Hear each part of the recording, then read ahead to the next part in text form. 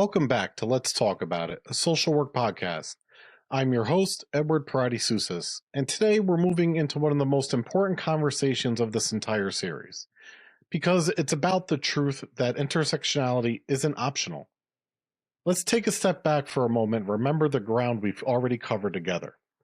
In episode 1, we defined the problem clearly.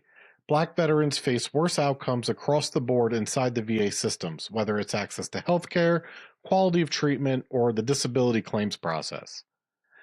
We introduce critical race theory as the lens that helps us see these inequities not as isolated incidents, but as products of systems, rules, and policies that were built and maintained in ways that normalize racism unless they are deliberately dismantled. We name the gaps, from weak measurements of inequity to process barriers that stack the deck against Black veterans. In episode 2, we brought history into the room. We showed that mistrust didn't come out of nowhere. It is the predictable result of centuries of exclusion and harm. We connected slavery, Reconstruction, Jim Crow, the GI Bill, and medical betrayals like Tuskegee to today's health and benefits systems. We reminded ourselves that mistrust isn't irrational. It's rational. It's protective. And it makes sense when you see how the soil, the structures Black veterans are planted in, has been poisoned for generations. In episode 3, we zoomed in on pain, respect, and being believed. We took a deep dive into how Black veterans' pain care experiences reflect systemic bias, from being dismissed in clinical encounters to facing disbelief in compensation and pension exams. We explored how those experiences of invalidation erode trust and deepen disengagement from care. And we ended by talking about what veterans, clinicians, and leaders can each do to pull the lever of change, because mistrust can only be rebuilt through accountability, respect, and action. In episode 4, we went inside the disabilities claims process. We looked at the numbers, and the data was clear. The same diagnosis doesn't always lead to the same decision. Black veterans are consistently less likely to be awarded benefits for PTSD, tinnitus, and military sexual trauma than white veterans. We named the barriers inside the process, structural bias, data gatekeeping, clinical errors, and weak accountability that create inequities at scale. And we connected those findings back to history and mistrust, because every denial doesn't just wound one person, it reinforces a collective story of exclusion. In episode 5, we focused specifically on Black women veterans, their health, their options, their right to consent, and their fight for trust. We discussed reproductive health inequities, the silencing of Black women's pain, and the ways gender bias and racial bias collide in VA health settings. We reminded ourselves that honoring consent isn't just a clinical checkbox, it's an act of justice. Now in episode 6, we pull all of this together under one powerful idea. Intersectionality isn't optional. Crenshaw first gave us this language in 1989 when she argued that the courts, and by extension our systems, were erasing Black women by treating racism and sexism as separate problems. If you look at race, you miss gender. If you look at gender, you miss race.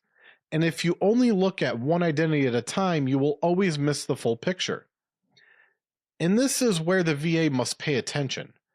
Black veterans don't live their lives just as Black or just veteran or just women or just LGBTQ+. They live at the intersections of these identities. And those intersections don't just add up, they multiply. The burdens are compounded, the barriers intensify, the mistrust deepens. Research backs this up.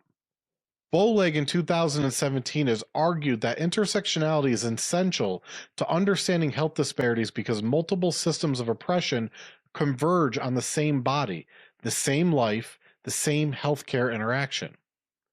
Brown and colleagues in 2022 documented how LGBTQ+ veterans of color experience both racism and anti-LGBTQ+ bias in healthcare. Nilney et al. In 2023 showed how Black women veterans carry disproportionate burdens of PTSD and depression tied to everyday discrimination. The GAO's 2023 report revealed that disability claim disparities are compounded when race intersects with poverty and lack of representation. And Carey et al. 2023 reminded us that reproductive health inequities weigh especially heavy on Black women veterans. Intersectionality isn't a theory floating in the clouds. It's a lived reality. It's the daily experience of a Black woman veteran whose pain is ignored because she's seen as both too emotional and too Black. It's the Black gay veteran whose provider assumes heterosexuality while also stereotyping him as non-compliant. It's the Black veteran with a disability who is navigating both structural ableism and structural racism when seeking accommodations in the VA. And here's the key takeaway for today. If the VA doesn't design solutions with intersectionality at the center, inequities will persist. Programs that only address racism in isolation will leave Black women behind. Policies that only address gender inequity will leave Black men behind. Initiatives that only address poverty will miss how class combines with race and veteran status. Intersectionality isn't optional, because leaving it out means leaving people out.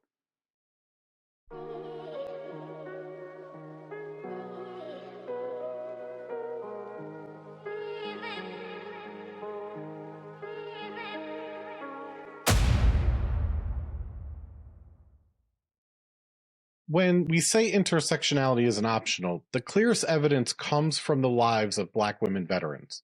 They don't just experience racism. They don't just experience sexism. They experience both at the same time in the same spaces. Crenshaw gave us the language for this back in 1989 and in 1991 when she showed that systems treating racism and sexism as separate categories were erasing women of color entirely. For Black women veterans, that erasure isn't theoretical.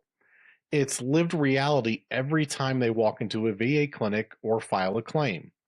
Now, we discussed Black women veterans in episode 5 in depth, and if you are curious to hear how Black women veterans experience the VA system in more detail, I will refer you back to episode 5 to listen to or watch to get the full detail. For here, we're going to do a brief synapse because we can't speak about intersectionality without including Black women veterans.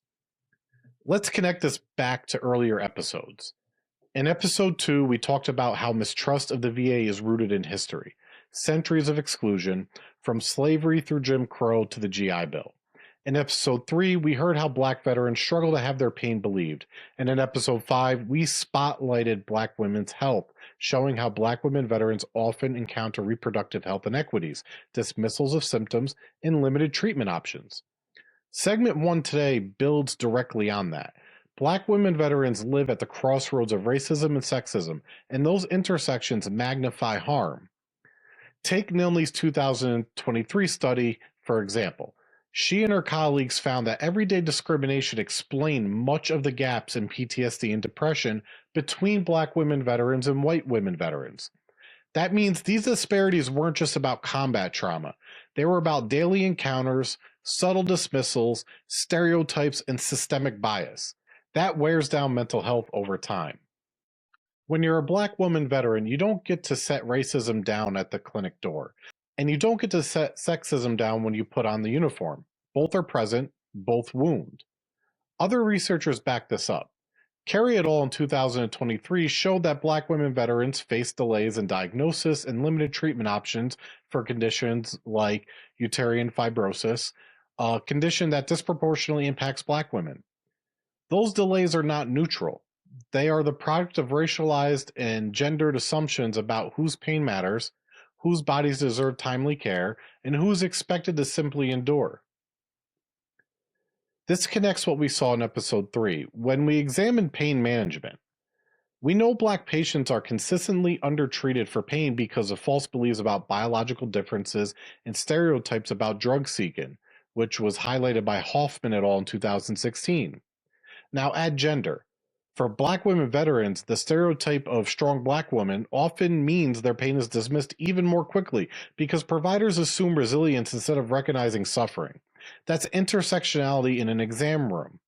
That is someone thinking that that stereotype is a compliment to Black women, but in reality, it harms them. The claims process tells a similar story. Weberman et al. In 2024 looked at PTSD claims related to military sexual trauma. Their findings were sobering. MST-related PTSD claims were denied more often than combat-related PTSD claims, and Black veterans were nearly 40% more likely to be denied than white veterans. For Black women, this represents a devastating intersection: racism plus sexism plus a stigma of sexual trauma. Every denial reinforces a message. Your trauma doesn't count as much as someone else's. And it's not only in the numbers. Black women veterans themselves describe feeling invisible within the VA system.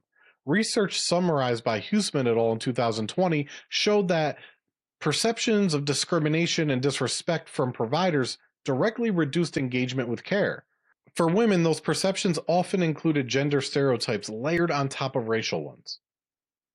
Think about the labels: angry Black woman, too emotional, non-compliant. Those aren't just words. They're barriers. They push Black women away from the very care they need. And when mistrust deepens, the effects ripple. Veterans disengage from care. They stop filing appeals when claims are denied. They hesitate to disclose trauma to providers who already doubt them. As we said back in episode 4, mistrust is not abstract, it's lived. For Black women veterans, mistrust is multiplied at the intersections. We also need to be honest about the research itself. Scholars like Heath et al. In 2025 have pointed out that intersectionality in the context of Black veterans is understudied. Most of the VA's disparity data looks at race or gender, but rarely both together. That means Black women are often statistically invisible in the very research that should be shaping solutions. This lack of data is not neutral. It's another form of exclusion, another barrier to equity. So here's the point. Intersectionality isn't a side note. It's not extra. For Black women veterans, it's the whole story. Racism and sexism collide in ways that can't be understood if we only look at them separately. And if the VA keeps treating these issues one at a time, it will keep missing the truth. As Crenshaw reminded us decades ago, when systems ignore intersectionality, the most marginalized fall through the cracks. For Black women veterans, those cracks are wide, deep, and painful. And when the system fails them, it doesn't just hurt individuals. It signals to the entire communities that the VA cannot be trusted. This is why intersectionality isn't optional, because without it, equity remains out of reach.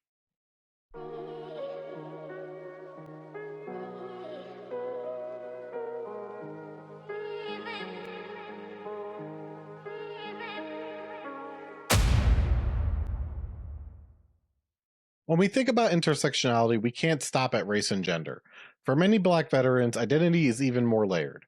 Some are LGBTQ+, and when racism collides with homophobia or transphobia, the barriers multiply. In earlier episodes, we saw how racism operates within the VA.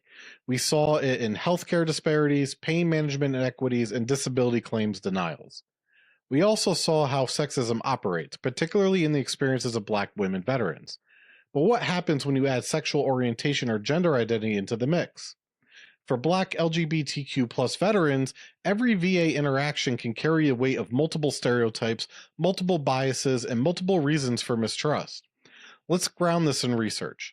In 2022, Brown et al. Published in the Health Services Research a study on LGBTQ+ veterans of color. They found that these veterans reported experiencing both racism and anti-LGBTQ+ discrimination within healthcare settings. For Black LGBTQ+ veterans specifically, providers often assumed heterosexuality, dismissed disclosure of sexual orientation, or made insensitive remarks about gender identity.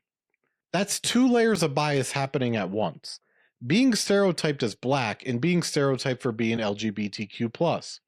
The VA's own Office of Health Equity has acknowledged that LGBTQ+ veterans as a group already face higher rates of depression, PTSD, and suicide risk than their heterosexual, cisgender peers. Now add race. For Black LGBTQ+ veterans, those risks climb even higher. This is intersectionality in action. Not additive, but multiplicative. These aren't just parallel struggles. They're intersecting systems of oppression producing worse outcomes together. This connects back to episode 3, where we discuss respect and being believed.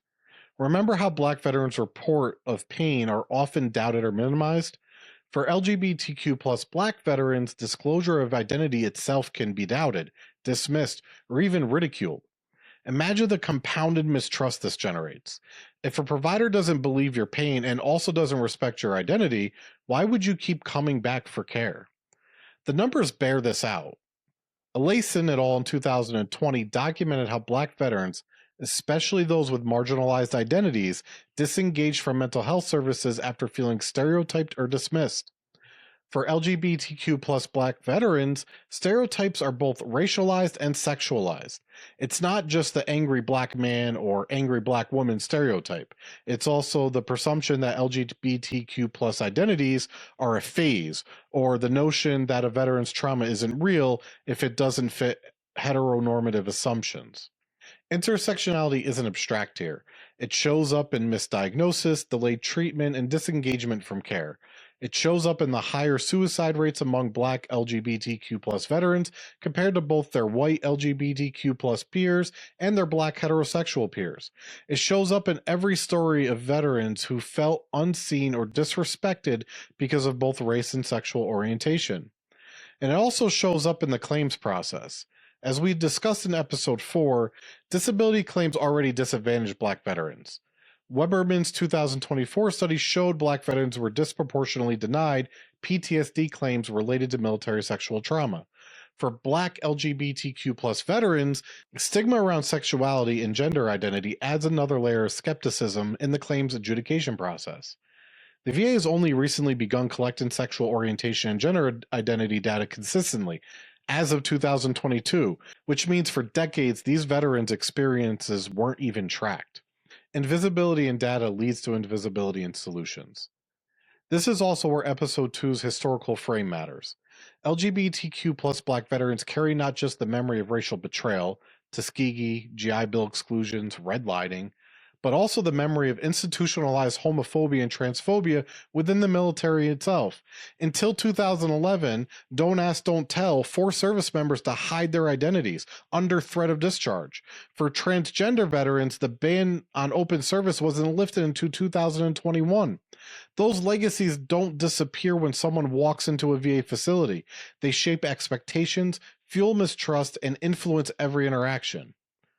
Boleg in 2017 has argued that health disparities cannot be fully understood without accounting for overlapping oppressions. She described how LGBTQ plus people of color experience what she calls double and triple jeopardy. Their risk and burdens are multiplied, not divided. For Black LGBTQ plus veterans, this means facing the compounding effects of racism, heterosexualism, and transphobia within the very system that's supposed to care for them. There's also an important point about invisibility. Heath et al. In 2025 noted that intersectionality is virtually absent in veteran health research. Studies usually analyze race separately from sexual orientation or gender identity, leaving LGBTQ plus Black veterans statistically invisible. And invisibility is itself a form of harm, because when you're not seen in the data, you're not centered in the solutions. Let's humanize this. Imagine a Black gay veteran walking into a VA mental health clinic. He's carrying trauma from combat and from racial discrimination. He's also carrying trauma from hiding his sexuality during service under the Don't Ask, Don't Tell policy. Now, imagine that his provider assumes he's heterosexual, dismisses his mention of same sex relationships, and then doubts the severity of his PTSD symptoms. That's not one insult, it's a layered assault on his identity, dignity, and health. Or picture a Black transgender woman veteran.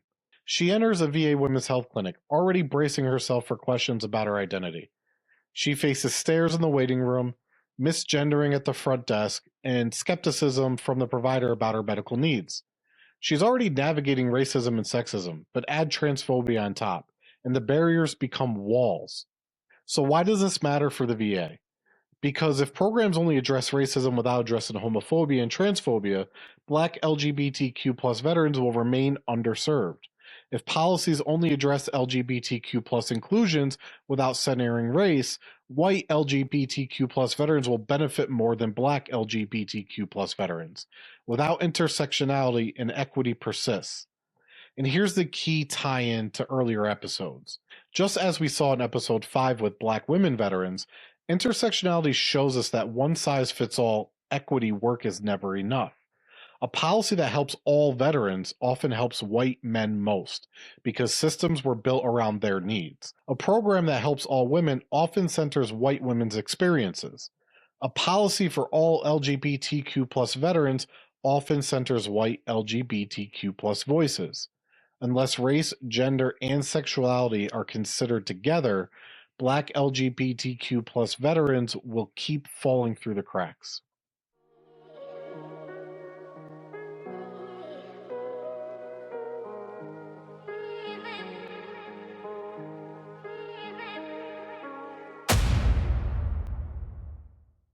Intersectionality isn't only about identity categories like race, gender, or sexuality.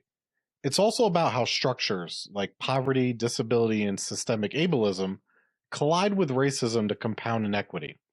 For Black veterans, these intersections matter deeply because they don't just walk into the VA as veterans. They walk in as people whose economic, social, and health conditions are shaped by the legacy of exclusion. We've touched on this in earlier episodes. In episode 2, we talked about how the GI Bill and how Black veterans were denied the full benefits of home ownership, education, and economic mobility that white veterans enjoyed after World War II. And that was discovered by Nelson in 2005. In episode 4, we showed how Black veterans' disability claims are denied at a higher rate, even when they carry the same diagnosis as white veterans. And that was shown by Red et al. 2020 and the GAO 2023 and Weberman et al. 2024. And in episode 5, we saw how Black women veterans face not only sexism and racism, but also structural barriers in reproductive health care. Today, in segment 3, we put disability and poverty at the center of this conversation, and we see how they intersect with race to create even deeper inequities. Let's begin with poverty. Darity et al. In 2018 reminded us that structural racism shows up in wealth gaps that persist even when education and employment are equal. Black workers earn less, hold less wealth, and face higher unemployment than white workers with the same qualifications. For Black veterans, this gap carries forward after service. Returning home, many face higher risk of unemployment, underdeployment, or low-wage work. And poverty is not just about money. It's about access to legal representation and claims, ability to take time off for appointments, and resources for navigating complex systems. The GAO in 2023 found that Black veterans who lack access to claim representations, like VSOs or attorneys, are at greater risk of denial. Add poverty to the mix and appeals become harder, denials more frequent, and trust weaker. Now let's layer disability on top. Disability is common among veterans, but Black veterans face a double bind. They are more likely to develop service-connected disabilities, and they are less likely to have those disabilities recognized through the claims process. And that was found by Murdoch et al. In 2025 and Red et al. 2020. That means higher need, lower support. And when the system doesn't account for how disability intersects with race, inequity deepens. This is not only about claims, it's also about clinical care, structural ableism, the way healthcare systems are built without disabled bodies and needs in mind, intersects with structural racism to make care less accessible. Black veterans with disabilities face longer delays in mobility assistance, limited adaptive equipment, and fewer referrals for rehabilitation services compared to white veterans, as found by Washington et al. In 2023. These aren't isolated oversights. They reflect how systems normalize white, able-bodied standards of care and fail to adapt for those who fall outside that mold. Lisa Boleg in 2017 has argued that health disparities must be understood as multi-level and intersecting, and disability is a prime example. A Black veteran with PTSD and a mobility impairment is not just facing one barrier. He's navigating racism and how his pain is perceived, stigma and how his mental health is evaluated, and structural ableism in how his physical needs are accommodated. Each barrier reinforces the others. Let's connect this to mistrust, which has been our through line. In episode 3, we saw that mistrust is reinforced when Black veterans' pain is dismissed. Imagine now being a Black veteran in a wheelchair who has to fight to get into the clinic that isn't fully accessible, and then his pain is minimized by a provider, and later has his claim for PTSD denied at a higher rate than a white peer. That's not just mistrust, it's accumulated evidence that the system was not built with you in mind. Another layer here is mental health disability. Black veterans are more likely to develop PTSD from both combat and non combat trauma, yet less likely to be awarded benefits for PTSD service connection, as found by Red et al. 2020. Weberman et al. 2024 showed this is especially true for MST related PTSD among Black women veterans. When disability intersects with race and gender, the result is compounded inequity. For poor veterans, the inability to access private care or pay for legal appeals means these inequities hit even harder. The VA's own data, like the 2023 Black Veteran Chart Book, highlights disparities across health conditions, higher rates of hypertension, diabetes, and chronic illness among Black veterans. Each of these conditions can qualify as a disability, but systemic bias shapes who gets recognition and who gets treatment and who gets support. The result? Higher disease burden with fewer supports. And here's the big picture. Poverty and disability aren't side notes. They are structural realities that intersect with racism to multiply disadvantage. A Black veteran who is poor and disabled faces a system that is harder to navigate, less responsive to needs, and more likely to deny support. That's intersectionality.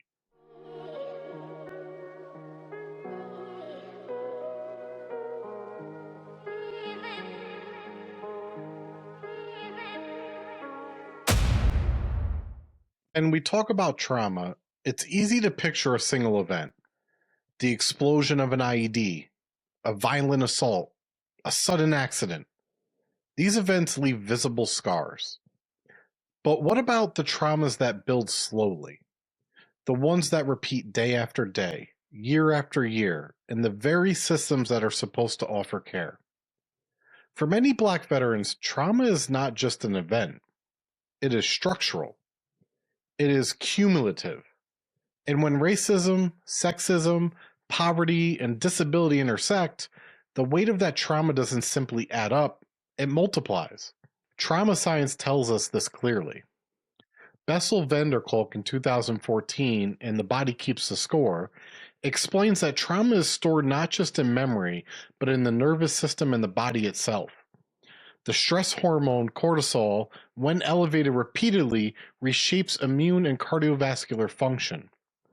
Bowleg in 2017 adds that when trauma is caused by intersecting oppressions like racism, sexism, and ableism, it is not just cumulative, it is compounding. Each layer amplifies the other. This concept is captured by allostatic load, a term coined by Arlene Geronimus in 1992 to describe the weathering of the body under chronic stress. Dean et al. In 2022 updated this idea, showing how structural racism leads to biological wear and tear, increasing the risk of diabetes, hypertension, and cardiovascular disease. The VA's 2023 Black Veteran Chart Book confirms this.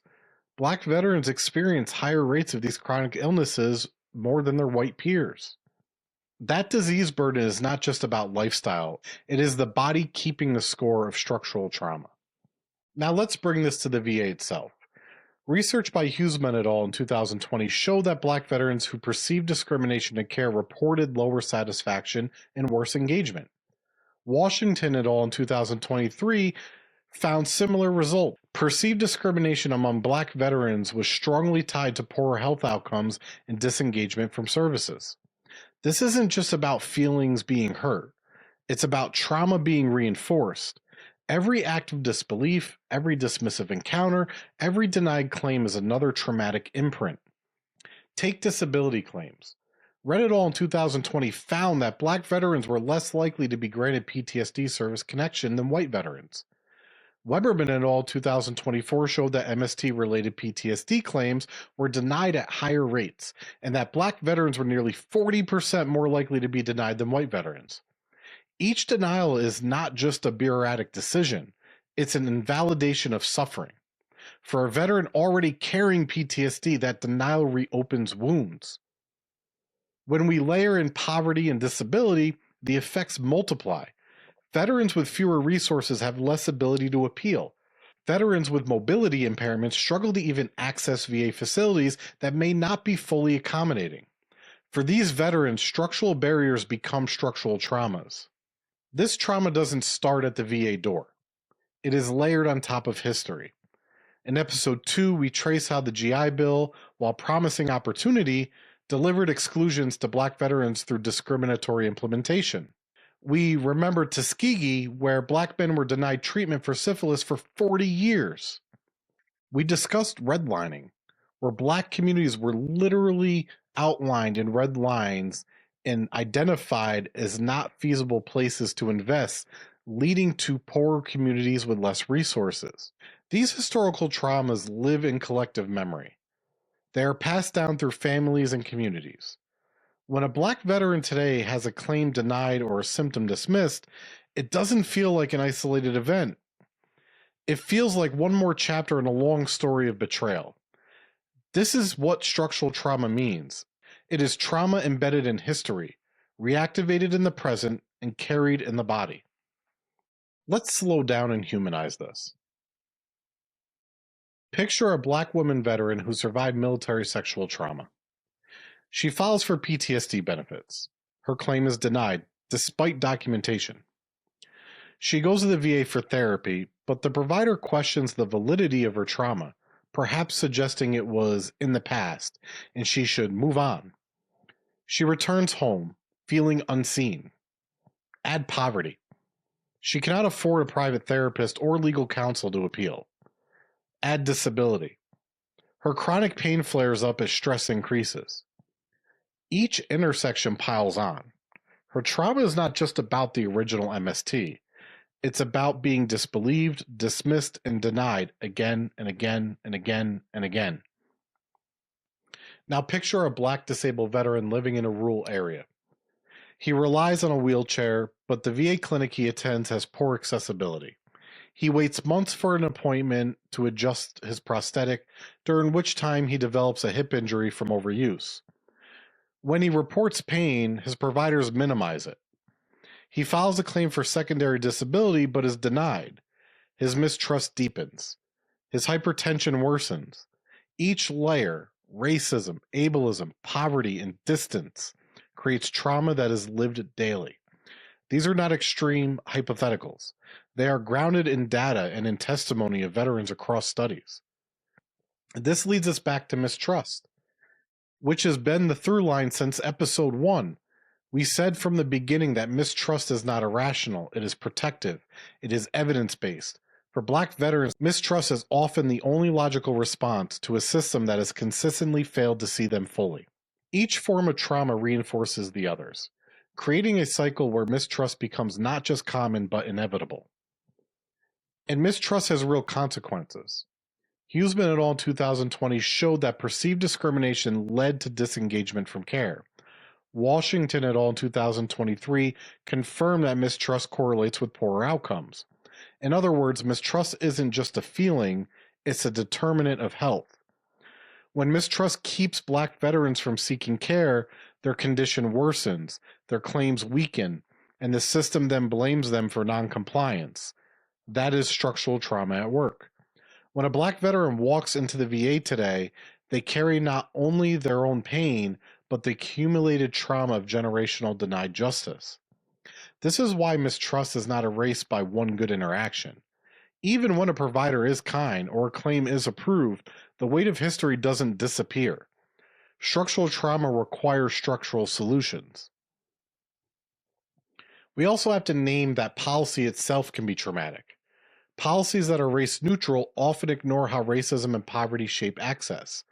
For example, requiring digital submissions of claims might seem neutral, but for veterans without internet access, disproportionately poor and Black, it becomes another barrier. Policies that deny MST claims at higher rates are not just procedural. They are re-traumatizing survivors. Trauma is baked into policy when equity is not considered at the design stage. So why does this matter? Because if the VA wants to be trauma-informed, it must recognize trauma at the structural level. Right now, too many VA systems re-traumatize Black veterans by denying their claims, dismissing their pain, and ignoring their histories. Intersectionality shows us that trauma is not optional. It is unavoidable when systems ignore the way racism, sexism, poverty, and disability intersect. For Black veterans, trauma is not only in the past, it is in the present, embedded in the systems that are supposed to offer support. Until the VA designs care and benefits processes with intersectionality at the center, it will continue to inflict structural trauma, and veterans will continue to carry that weight in their bodies, their minds, and their communities.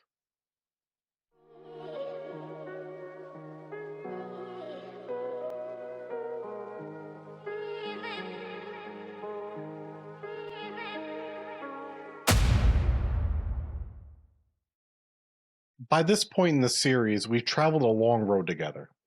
We've defined the disparities, traced their history, unpacked mistrust, examined pain and disability claims, focused specifically on Black women veterans, and in this episode, the compounding factors of intersectional identities. So we ask the central question: why isn't intersectionality optional for the VA? The answer, put simply, is this: because without intersectionality, the VA will always miss the truth and never fully support all Black veterans. Let's start with the evidence. The GAO's 2023 report confirmed that Black veterans are less likely than white veterans to be awarded disability benefits across multiple conditions. Red et al. In 2020 found that Black veterans were disproportionately denied PTSD service connections. Weberman et al. 2024 showed that MST-related PTSD claims were denied at higher rates overall, with Black veterans nearly 40% more likely to be denied than white veterans. Murdoch et al. In 2025 revealed that among women, the approval gap was especially stark. 35.4% of Black women veterans approved for PTSD compared to 50.8% of non-Black women veterans. In healthcare, Huseman et al. 2020 and Washington et al. In 2023 documented that Black veterans report higher rates of perceived discrimination in VA settings, which directly affects engagement and outcomes. Nilney et al. In 2023 showed that everyday discrimination helps explain why Black women veterans experience higher PTSD and depression burdens. And Brown et al. In 2022 found that LGBTQ plus veterans of color face both racism and anti-LGBTQ plus bias in VA care. Now notice something. Each of these studies looks at race or gender or sexuality. Very few examine how these identities intersect. Heath et al. In 2025 called this out directly, arguing that the lack of intersectional research leaves veterans with multiple marginalized identities statistically invisible. And invisibility, as Crenshaw reminded us back in 1989, is not neutral. It's harmful. This is why intersectionality is not optional. Because if the VA only looks at one identity at a time, it will continue to design policies and programs that don't fit the veterans who need them most. This problem isn't new. We saw the same pattern in episode 2 when we traced the GI Bill exclusions. On paper, the GI Bill was universal, benefits for all veterans. In practice, because of local implementations and racist lending practices, it overwhelmingly favored white men. Black veterans were excluded from homeownership, education, and economic mobility. That policy didn't set out to explicitly exclude Black veterans, but because it wasn't designed with intersectionality in mind, considering race, gender, and local structures, it left the most marginalized out. The same thing happens today when the VA rolls out policies that appear neutral. Without an intersectional lens, they benefit those already best positioned to access them. A universal women's health program may primarily reflect the needs of white women. An LGBTQ plus initiative may center white LGBTQ plus veterans. An equity dashboard that only tracks race but not gender or income will miss the compounding disadvantages of being Black, female, and poor. History teaches us this lesson again and again. What looks equal on paper often reinforces inequity in practice unless intersectionality is built in from the start. We've said throughout this podcast that mistrust is not irrational, it's earned. For Black veterans, mistrust comes from repeated experiences of dismissal, denial, and disrespect. Intersectionality helps us see why mistrust runs even deeper for some veterans. Think back to episode 3 when we discussed pain. Black veterans often have their pain minimized. Now add gender. For Black women, stereotypes like strong Black women means providers assume they can handle more pain, leading to even less treatment. Add poverty, and those same women may not have the resources to seek second opinions or private care. Each layer increases the mistrust. Or consider episode 4's focus on claims. Black veterans are already more likely to have claims denied. Now add MST and gender. As Weberman et al. 2024 showed, MST claims are denied more often, and Black veterans are at even greater risk. Intersectionality makes mistrust make sense. It shows us why mistrust isn't just about one bad interaction or one denied claim. It's about multiple layers of trauma reinforcing one another over time. Without intersectionality, the VA cannot begin to repair that mistrust. There are also practical consequences for data, accountability, and solutions. Yi et al. In 2023 argued that equity dashboards only work if they track the right categories. If a dashboard only tracks race, it may show disparities for Black veterans overall, but miss the steeper disparities for Black women.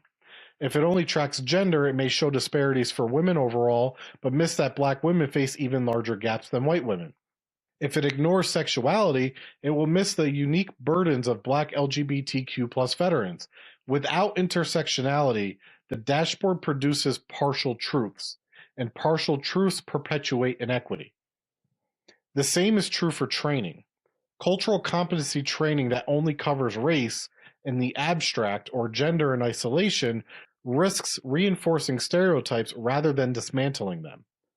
What's needed is training in cultural humility and structural competency, teaching providers to see how multiple identities shape experience and to respond with openness, respect, and accountability.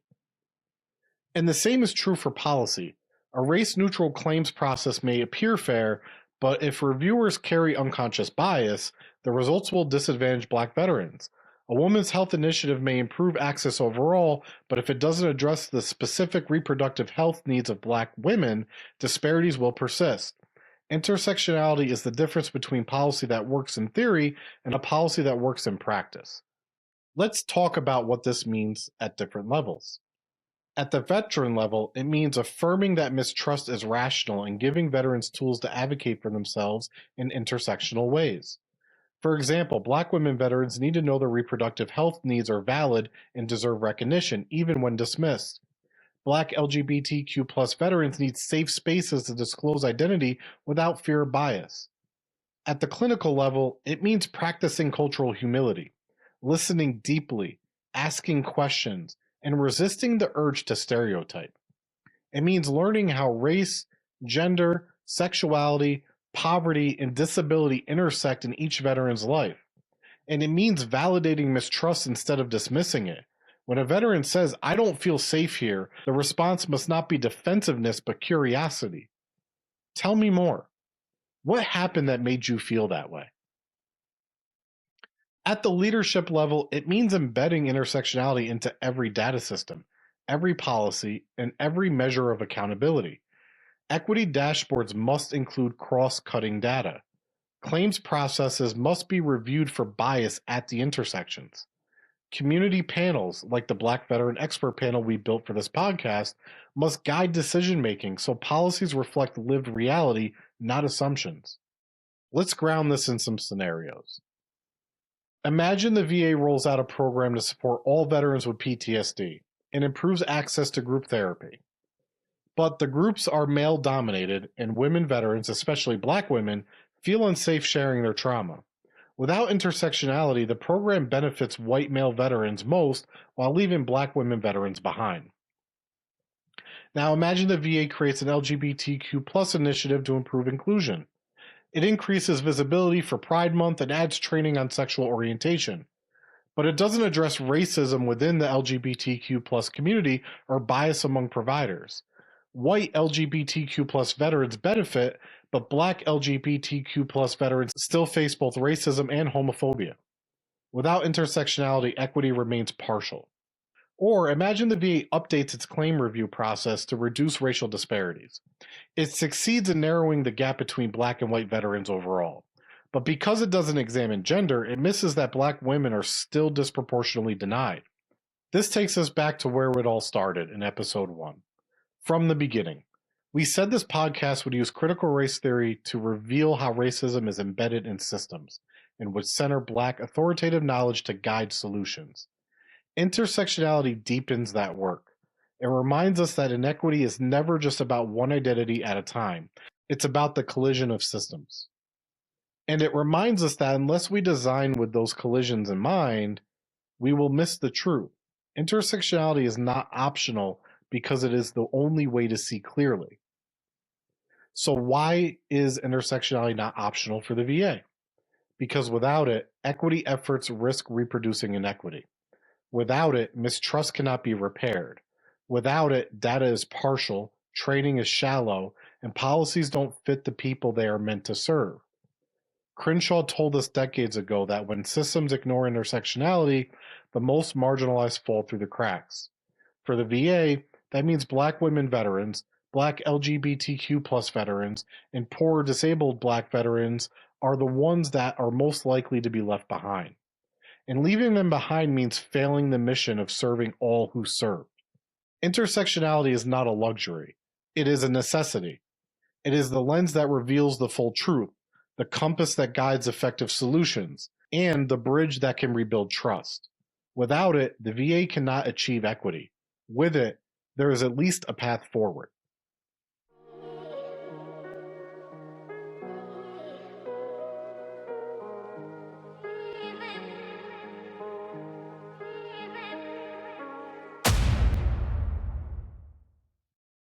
We've covered a lot of ground today. In fact, this might be the most important conversation of the entire series so far. Because what we've said, what we've shown, and what we've named is simple but profound. Intersectionality is not optional. Let's step back for a moment and remember the journey we've taken. In segment 1, we began with black women veterans at the crossroads of racism and sexism. We saw how their health, claims, and mental well-being are uniquely shaped by this collision of oppressions. We looked at Nilney's 2023 research on everyday discrimination, Carey's 2023 study on reproductive health inequities, and Weberman's 2024 findings of MST-related PTSD claims. Together, they told a clear story. Black women veterans are not just dealing with racism or sexism separately, they're carrying both at the same time, in ways that multiply harm. In segment 2, we turned to LGBTQ+ black veterans. We heard from Brown and colleagues in 2022 and how LGBTQ+ veterans of color face both racism and homophobia in the VA settings. We connected this to the legacy of Don't Ask, Don't Tell, to trans veterans' exclusions from service until 2021, and to the VA's own acknowledgement that LGBTQ+ veterans already carry higher burdens of depression, PTSD, and suicide risk. Here, too, intersectionality showed us that inequity isn't additive, it's compounding. In segment 3, we looked at poverty and disability. We saw how black veterans are disproportionately poor and disabled, how claims denials compound that disadvantage, and how structural ableism intersects with racism to create new barriers. We talked about Darity's 2018 work on racial wealth gaps, the GAO's 2023 findings on claims disparities, and Washington et al.'s 2023 study on discrimination in care. And we named the truth. Poverty and disability aren't side issues. They are part of the structure of inequity, and they produce trauma that is both lived and embodied. In segment 4, we put trauma at the center. We showed how structural trauma accumulates over time, how it lives in the body through concepts like allostatic load, and how it is reinforced every time a black veteran is dismissed, denied, or disrespected. We tied this to history, from Tuskegee to the GI Bill to redlining, showing how past betrayals echo in present experiences. And we said clearly, mistrust is not irrational. It is evidence-based. It is the body keeping the score of centuries of harm.